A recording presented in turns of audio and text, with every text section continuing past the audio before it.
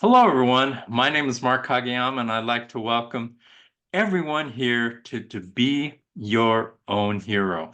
I'm a stage 4 prostate, bone, and lung cancer patient, been dealing with cancer since late 2020, early 2021, doing very, very well, and just had a wonderful Father's Day. That was, we were recording it the day after Father's Day, and it was really wonderful being with family and enjoying our granddaughter, and it was terrific. And there's just so much to be thankful for. I'm thankful for every single day. I feel blessed to be able to open my eyes every day and have the opportunity for each and every day. And I'm so happy to have two very, very special guests with me here today. And this is kind of a delayed continuation. We had Rochelle Prosser on a previous interview, so this is essentially part two. And Rochelle, what I'd like to do is bring on Rochelle, and we have her daughter Kayla as well to tell her side of the story. And so at this time, I'd like to bring on Rochelle Prosser.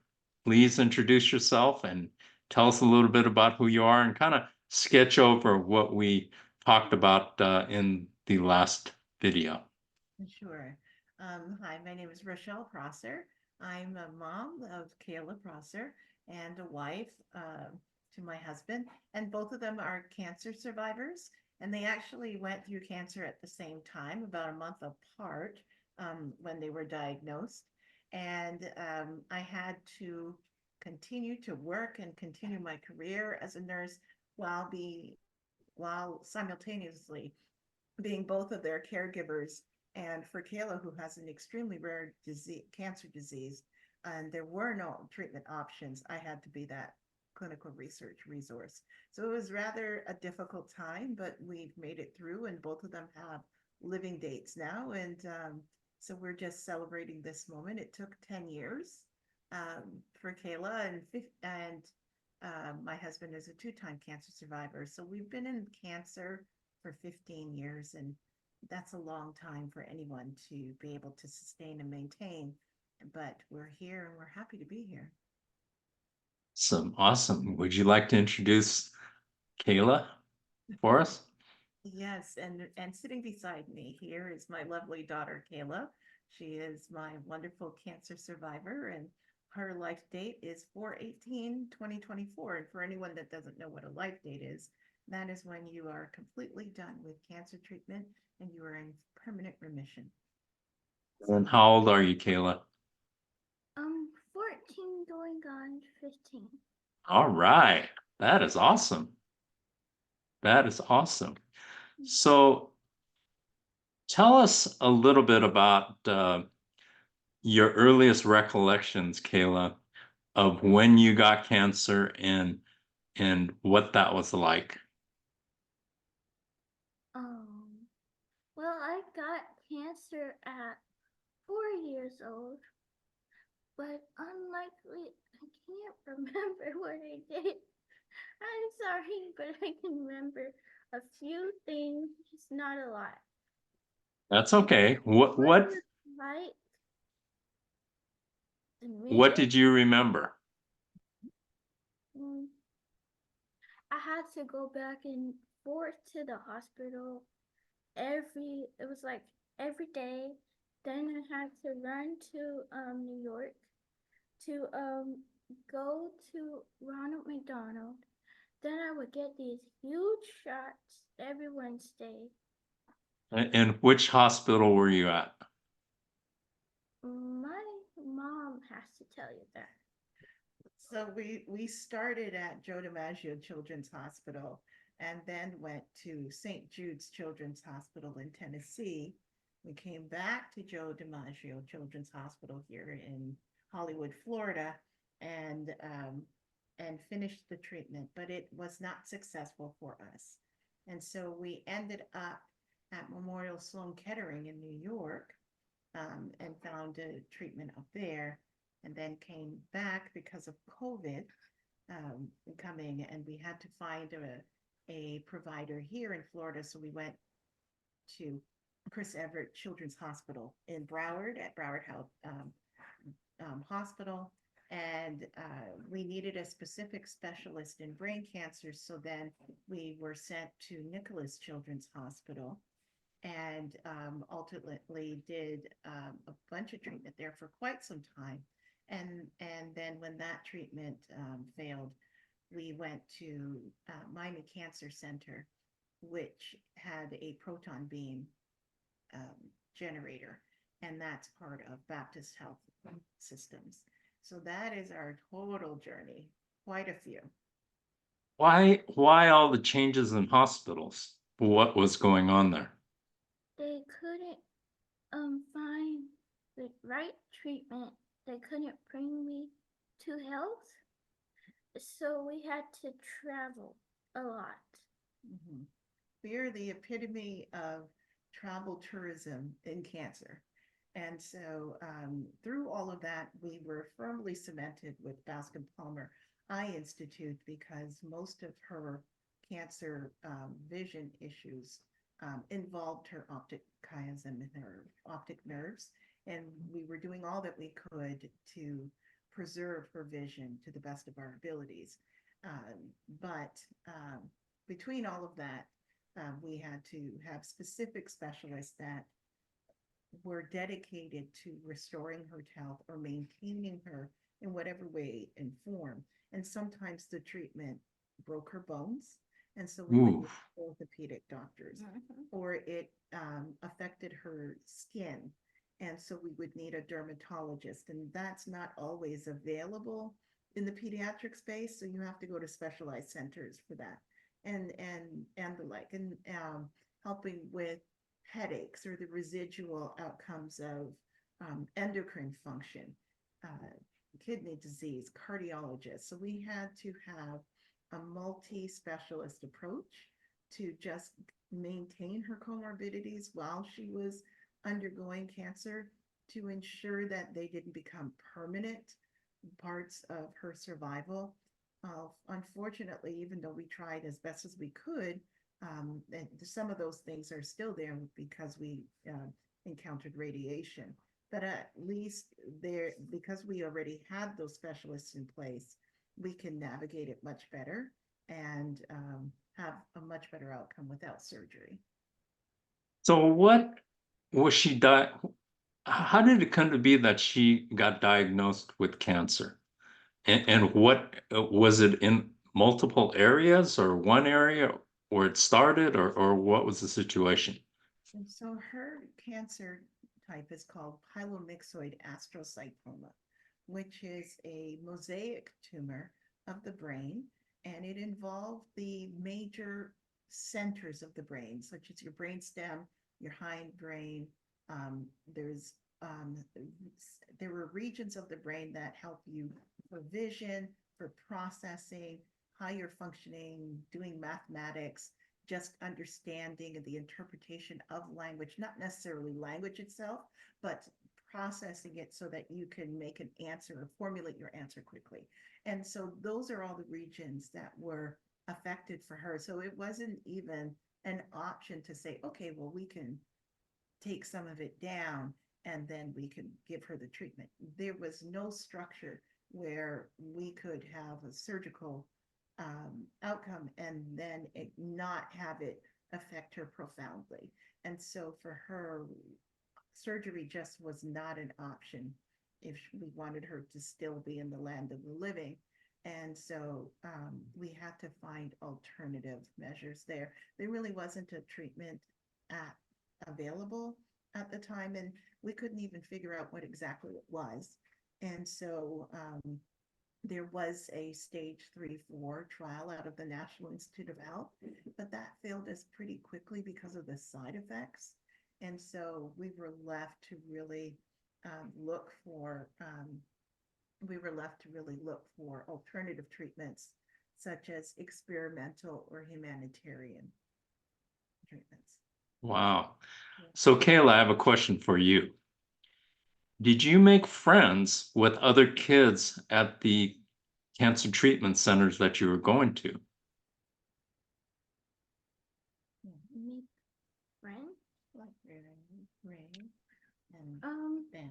they weren't there though. No, he's asking at the different places that you went, did you make a friend in cancer, like your cancer warrior friend? Oh, yes. Okay, what did you talk about?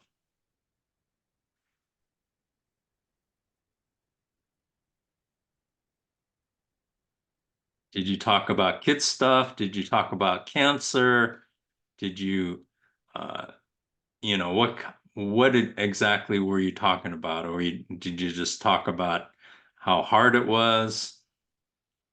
Do you remember?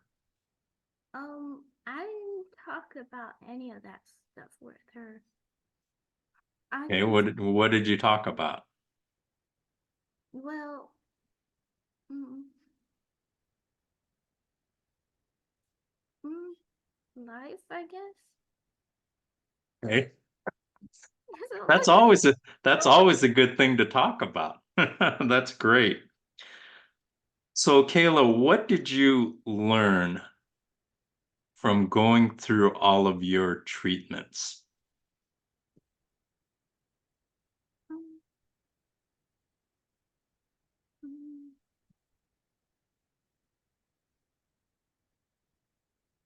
That it was hard? That what were you thinking? it was hard. It made me not trust people, and mm, Let's talk about that. So you didn't trust people. Okay, what caused you not to trust people? mm, um, they would take advantage of me. They would throw my food on the floor. We're not talking at school, we're talking about when you were going through your cancer. I know they would do the same thing. They would throw your food on the floor. Who's that? I've never seen that. Oh, about cancer? Yeah, about Oh, cancer. so sorry. Only about cancer. Um, only about cancer. Yes. Um, well, what made me not trust people because I had to go through a lot of hard stuff. I didn't have, well, I had a choice, but didn't have a choice. Mhm. And I got upset. And really, I never talked to anybody. My friends are gone. I don't, and some stay in the neighborhood, but I don't talk to people no more. Except for, well, barely my family. Um, That sounds really hard. That sounds really hard. And I'm sorry you had to go through that. So how are things now? Are things better now? I guess, yes. Mhm. We had to go through a lot of isolation because of the medications that she was on. And a lot of those early relationships that you make in kindergarten, pre-kindergarten, coming up through grade 1 and 2, she really didn't have that opportunity to have that socialization and learn that relationship and friendship building. And so the ones who were around her, um, after a while, they weren't there for the friends that she had because of the nature of their illness. And so she had to deal with a lot of very tough things that no child really should have to deal with, such as saying goodbye to people you really care about. And something that she had said to me profoundly, um, that really struck me in the journey was that she was of tired of these healthcare professionals killing the kids, and it comes from a place of not understanding that the children were already terminal, and that whatever medicines that were being given to them was to preserve their life.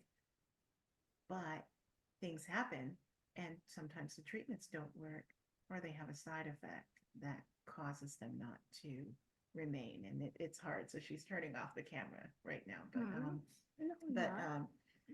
it you know when you become close to someone, you rely on seeing that person in that cancer center, and you have that relationship that, okay, when I go back or when I go here, no matter how tough it is, that person's going to be there to walk through it with me, and then they're not there.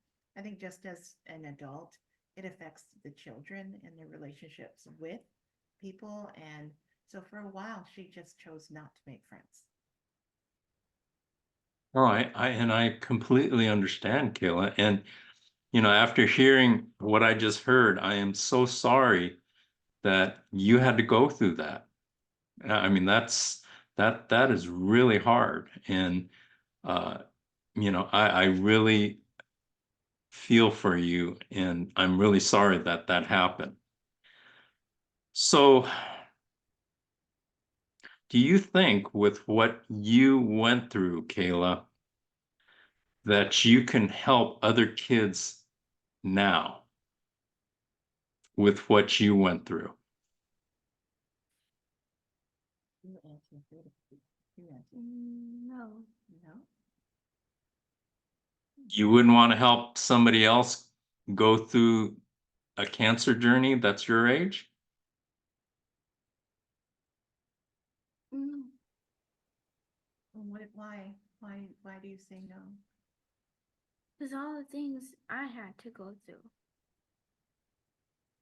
So you don't No, want to but help. if somebody, okay, what I'm saying is if there was another kid that was going through what you were going through, would you want to help them? Yes. How would you help them?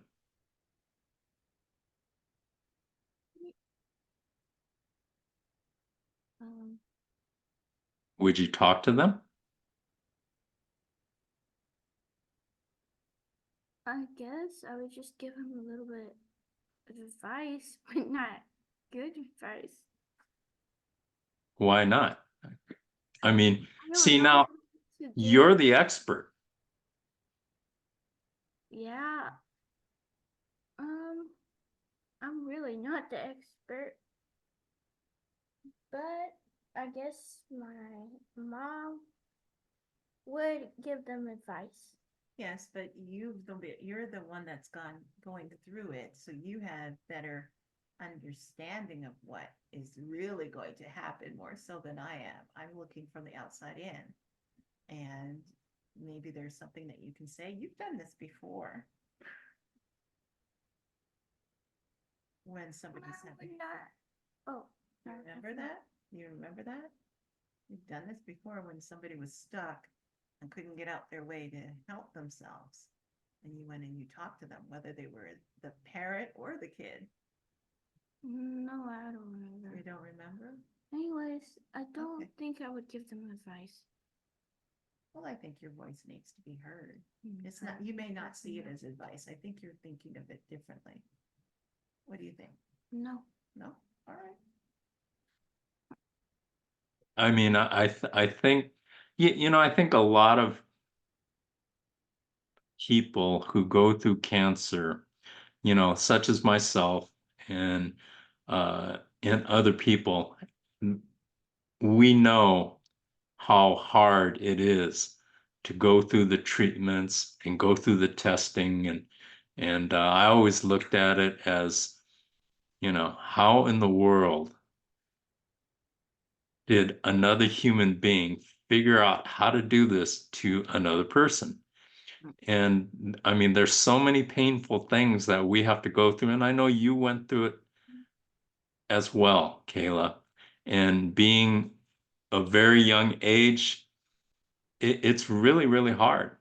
It's really hard. And it's confusing because you're always wondering, why is this happening? Did you think that?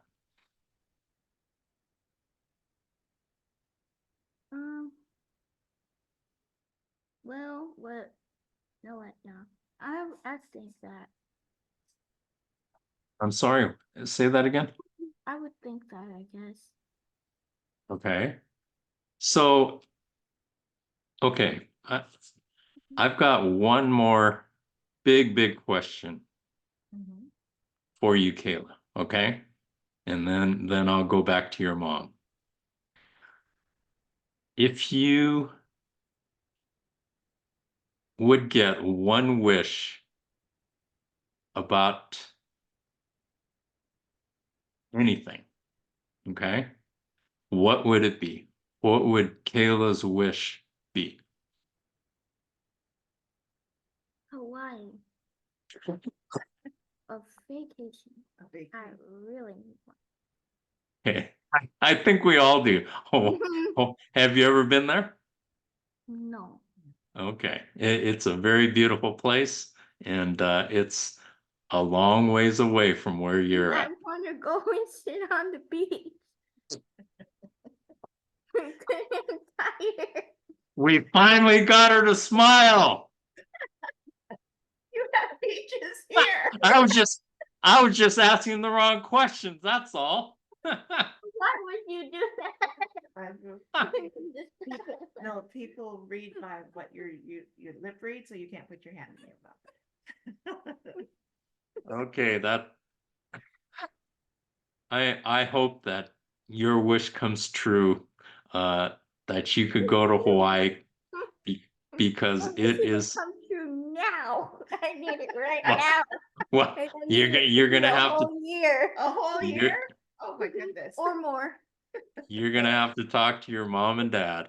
No, that's what That's they hunt your grandma. That's what they hunt your Yeah, grandma for a year. That's not Oh mom. yes, that is totally mom. Mhm. Thank you so for that advice. And I'm going to know her till she says yes. Oh, oh boy. don't blame me. Sit back because you in the picture. Yeah. So Rochelle, what are your thoughts after hearing what Kayla has to say? And what else do you have to add? Uh, that you went through as far as what you're concerned, as far as her treatments and her journey. Ooh. Well, her journey now is in survivorship, so we have to get used to this new normal of what cancer, what life looks like after cancer, and how we have to organize or reorganize our life for what normalcy is. And so that can be challenging and navigating um, how regular life should be and what does that look like for her, removing some of the difficulties that other students and or school age children don't necessarily have, but these are the challenges that we have to figure out and how to remove those and work within the education system, within the healthcare system, to really identify and work collaboratively together. Honey, you're still on camera, honey. You're supposed to be on camera. I know you're talking. Go ahead. Okay. And so finding those challenges there and helping her navigate and be an advocate and speak up for herself when life gets a little bit too challenging in school. That's something that we're working on, helping her be autonomous from us, like a regular 14-year-old. In some things she's more advanced, and in other things she's not. And it's simply because she never had the opportunity to experience it, and that will come with time. Um, I think what was one of the hardest challenges for us was understanding that there's a cost to everything that you do in oncology. If it's lack of memory, it's or memory loss, short-term memory loss of vision, loss of function. The, those are the challenges that you never fully are never fully articulated. You may be said you're maybe told that this is a risk, but it doesn't really come to full fruition until you're in that moment and you see how much of a struggle it is, and you can't be there to make it easy. You have to rely on others to work collaboratively with you to make that happen. So those are the things that were really challenging now. I just thought of one more question I have to ask Kayla. Kayla, what do you want to be when you grow up? Millionaire. I love money. What can I say? Like, who wouldn't? choose Okay, that's that? not a job. You have to be something in order to become a millionaire. I said something. So that's Yeah, but that's not a job, that's a thing. That's what happens if you do your job well. So what exactly is the job that you wanted to do? I think you no job. No. I'm not trying to get no job. Okay, but you and your dad had a discussion about something you're really good at. What are you really good at, Kayla? Science. Swimming. No. You're good at floating, but That You're was good. bad advice. okay, but I think you're good at science. Remember we were working on something and it was asking me a question and you came up with this whole thing. Do you remember that? Which one? This is where the short-term memory comes in. We were talking about setting up a program that would help people find things in certain environmental situations. We were talking about it yesterday. No, You know, all these big words and you telling me I to don't make it understand. better for the environment. I can't remember what you and your dad talked about. Me? Like, you tell me, I'm not telling you. Okay. But you like science, right? You wanted to be an engineer for a little while. What was it? I have to ask your father. Quentin, what did you and Kayla talk about? When you yesterday, what was the science thing you talked about? Yeah, come closer so I can hear you.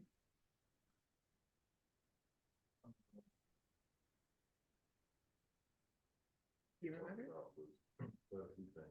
Okay, pick one. Well, she said something about one point she loved dancing a lot. Dancing, okay. She loved dancing. Nothing to do with science. And again, I think she said she liked cooking. Okay, she likes cooking. Yes, I love cooking. Okay, and then what else? So, Okay, being a chef, and then what else? she would, You thought up a whole program on something we were listening to. Remember that? Oh, okay, so there is science in cooking. If you don't use the right ingredients. Cooking and a chef. That's Okay. the job. Okay. So last question, and this is all I'm going to bother you with. What is your favorite dish to make? That is a terrible. What? What dish do you like to make? What do you like to cook? Can you pick one? That's the problem. Okay, so pick one.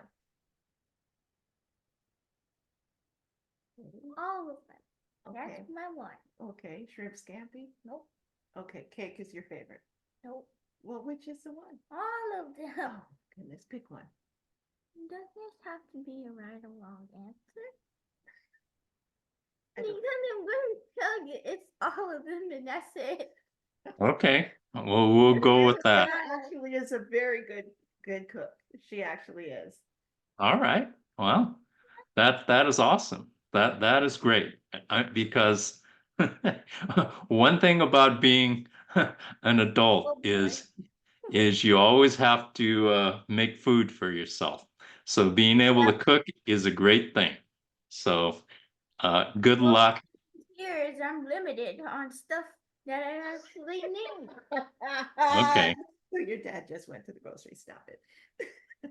So good luck with being a chef or a scientist or whatever you want to be. And thank you so much for joining me here on To Be Your Own Hero, Kayla. Thank you, Rochelle. I appreciate you sharing part of your family with me. And thank you to everyone out there for joining us at To Be Your Own Hero. Please like the video, make a comment, and please subscribe. And I hope everyone has a fantastic week and everyone be blessed. And we will see you next week. Is this going on YouTube? Yes, it is. Yes, it is. Yes, it is. And you could see it. I will send it to your mom and you could watch yourself on YouTube. And the channel is To Be Your Own Hero. And we will see you next week. Be blessed, everyone. Thank you.